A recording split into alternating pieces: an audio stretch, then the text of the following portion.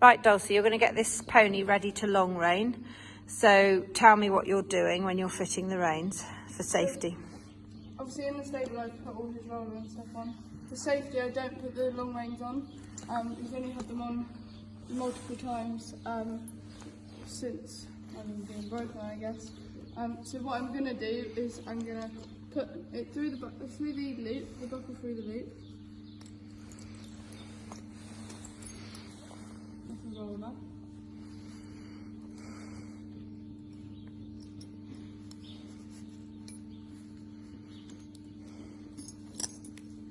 Stand. Start feeding it through and put the buckle on, pointing outwards. On them. Right, so once I've done the left, I just place it on his back. The rein isn't hanging too low, so if he doesn't move, it won't catch him on the floor. I'm going to do the exact same to this side. Thread the buckle through the loop. Again, just feeding it through, making sure it's all comfortable. Here we come, and again, just put this on here. And then once I'm so that's you ready now, is it? That's me ready for a long rein. And then grab this one, ready to. So once I've got my reins and I'm ready, I'm going to ask my holder to move away because I'm now ready to walk on with the pony. Walk on. Walk on. With Sammy I started with a holder. Sammy hasn't had long reins on for quite a while, so for the safety reasons of it and to get him used to them, have someone who's head for me to get the rein over his hind leg. The reason there's multiple different reasons for long reining. One is for when you're breaking in. Breaking, it's to give them a balance. Obviously, if you just put a rider on top, they don't know what steering or the bit is or anything. So long reining, you can play with them and get them used to it whilst being obviously on the ground and making sure they're doing it correctly. What's another thing you need to make sure of when breaking a horse? What do you need to do to make sure they've got what? Make sure they've got brakes. Do you want to show us that? Yeah, so this hobby I can just say, ooh. I keep my hands nice and low, that's what the rider's going to do. And I'll ask them to walk on. So you use a lot of voice. Give me a bit of an explanation about use of voice. So use your voice, especially when you're behind them is nice, because if you're just going off the leg, then constantly be moving this rein. But use your voice, if they get used to it whilst you're on the ground, there's a lot better chance that they're going to get more like voice commands when a rider is on top.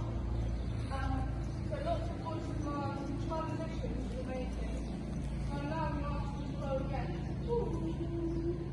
With my hands low, making sure he stops. And I ask you to walk up. Could you then show us a change of rein and tell me what you do during the change of rein? Okay, so when I change the rein, I'm going to stay behind him, but I'm going to guide him with my hand. So I'm going to bring my hand out, then I'm going to straighten him up again, and bring the other hand out.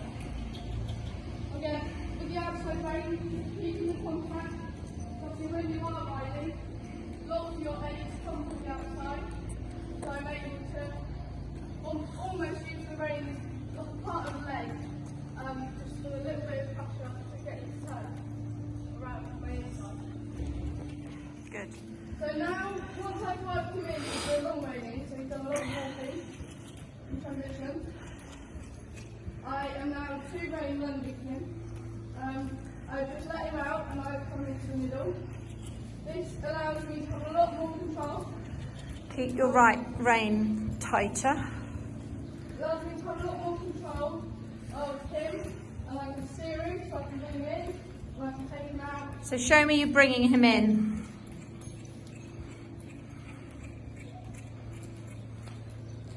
Quite hard to see on the camera, but actually it's very good. And back onto the track. Good. Allow him out a bit, but I can also move his head with these reins. So if I want to move him right, I pull my right rein a little bit. But I can also give him take. So I can give them both a little bit of a little slow now. And keep him level. You can see that relatively slowly he is allowing him to stretch over his back. So he's going in a nice outline with this, So I isn't am he? going to allow him to do it whilst keeping a nice rhythm up. So really it strikes me that lunging with 2 reins with the right horse is a really useful piece of knowledge and ability. What do you feel? I feel like with the 2 reins I've got a lot more control, and not even control but evenness. He feels a lot more even in my hand rather than lunging from a cavesson or just a normal ring. And it allows him to keep an even contact and not just pull him to one side. So this probably would be something that you would use for your rehabilitation work, which you're doing with him, isn't it? Yes. So I would introduce 2 reins, 2 rein lunging to his work. Because I can see from standing in here that he is working nicely over his back. Yes, I want him a bit lower in his carriage, but for a pony that holds his head quite high. Yes, he does look as if he's done some really strong lunging before you had him in this sort of roll cur type method, because he's got a very defined dint in the bottom of his neck. So he has been training, he's probably been broken in, not really knowing how to work over his back. He's just gone in a really tight, hollow outline. So what I'm trying to do now, as he gets older, him working over his back will do him the world of good. And why are you bothered because he's getting older? Why are you doing this? What's the real reason to give him what? Age is nothing on a horse really. You keep them in tone and in looking good and feeling good. Horses can live up to a big age. You just have to look after them. Sadly over the summer has aged quite a bit. So now through the winter, as we get into the colder months, I do want to keep him up together so that he is feeling good. He is only 20, but he is still quite sprightly and lively, not ready to stop any sort of work at the moment. Good. Well, I think you've come on a long way in a week, so well done.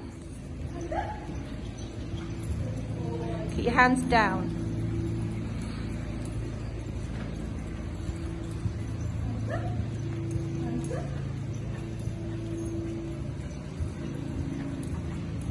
So loosen the rein now. That's it. Beautiful. He's looking very good, Dulcie, isn't he? Yeah. Pleased with the improvement. Isn't it quick to improve them?